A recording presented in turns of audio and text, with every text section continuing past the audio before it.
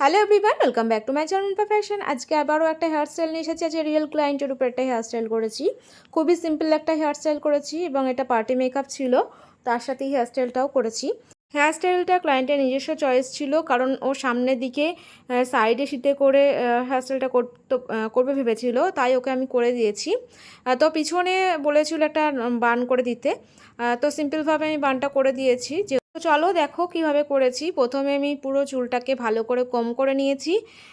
খুব ড্রাই এবং ফ্রিজি হেয়ার ছিল, তার জন্য একটু অসুবিধা হচ্ছিল। তো সামনের দিকে আমি সাইডে পার্টিং করে নিয়েছি হেয়ারটাকে, এবং সামনে এয়ার টু এয়ার পার্টিং করে রেখে দিয়েছি, এবং পিছনের দিকে একটু অল্প করে পাফ করেছি। ওই অল্প করে পাফ করতেই চেয়েছিল, জাস্ট হালকাভাবে আমি ব্যাক কম করে নিয়েছি। তারপরে পুরো চুলটাকে ধরে নিয়ে হালকাভাবে একটু পুল করে দিয়ে পাফটা করে তারপরে ক্লিপ দিয়ে আটকে দিয়েছি। দেখো আমার পাফটা কমপ্লিট হয়ে গেছে। এইবার আমি সামনের দিকে করব। সামনের দিকে একটু হেয়ার ছেড়ে রেখেছি, লাস্টে আমি হেয়ারটা করব। তারপরে দেখো সামনের দিকে যে সাইড পার্টিং করে রেখেছিলাম, সেই হেয়ারটাকে আমি হালকাভাবে একটা টুইস্ট করে নিচ্ছি। খুব হালকাভাবে টুইস্ট করছি।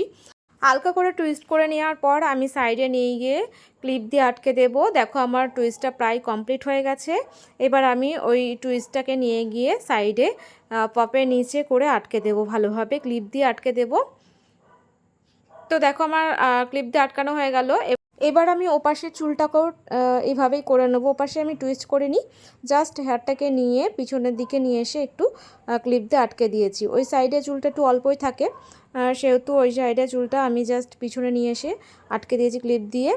তারপর আমি পিছনের চুলটাকে ভালো করে একটু খোপা করে নেব। তো তার জন্য পুরো চুলটাকে কম করে নিয়ে একটা পনিটেল করে নিয়েছি।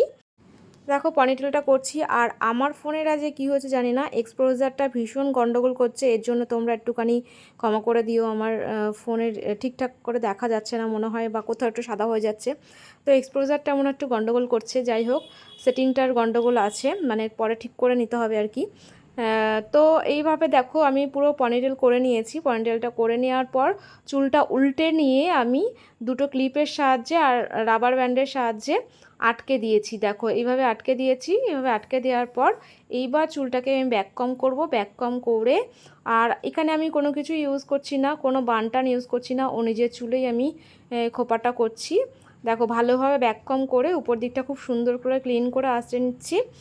করে নেওয়ার পর এইবার দেখো নিচ দিক থেকে মুড়িয়ে নিয়ে বানটা করে নিচ্ছি। এইভাবে বানটা করে নিয়ে ভালোভাবে নিচের দিকে ক্লিপ দিয়ে আটকে দিতে হবে। দুই দিক থেকে ক্লিপ দিয়ে আটকাতে হবে, যাতে বানটা খুলে না যায়। আর ওকে আমি বললাম যে ঘাটটা নিচু করতে, না হলে আমি আটকাতে পারছিলাম না। যাই হোক, বানটা করে নেওয়ার পর আমি এখানে রিয়েল ফুলই ইউজ করেছি। এখানে আমি জুঁই ফুল ইউজ করেছি। জুঁই ফুল দিয়ে খোপার চারপাশ দিয়ে খুব ভালোভাবে ডেকোরেশন করে দিয়েছি।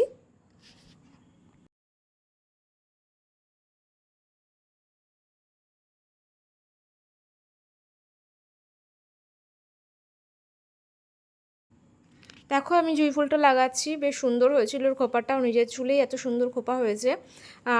আমি এখানে কোনো কিছু ইউজ করিনি, দেখতেই পারলে কোনো আর্টিফিশিয়াল বান বা ডোনাট কোনো কিছু ইউজ করিনি। নিজের চুলেই সম্পূর্ণ খোপাটা করে নিয়েছি। তো এবার দেখো আমার পিছনের খোপাটা হয়ে গেছে। সামনের দিকে একটু এস টাইপের করে দিয়েছি। খুব সিম্পলভাবেই রাখতে চেয়েছিল ও, তো আমি একটুখানি জাস্ট এইভাবে করে দিয়েছি।